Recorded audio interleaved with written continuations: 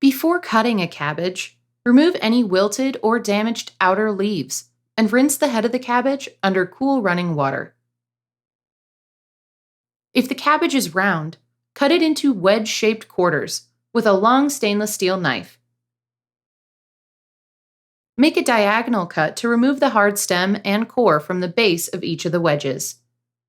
If you like, use a knife or mandolin to cut the quarters into thin shreds.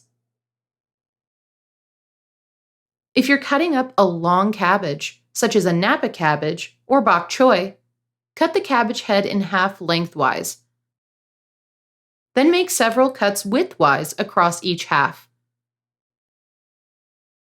As you do this, lay the cabbage cut side down on your cutting board and brace it with your non-dominant hand, but keep your fingers curled under so you don't accidentally cut them with the knife. If there's any part of the cabbage you don't want to use right away, rub the cut edges with lemon juice to help it stay fresh longer in the fridge.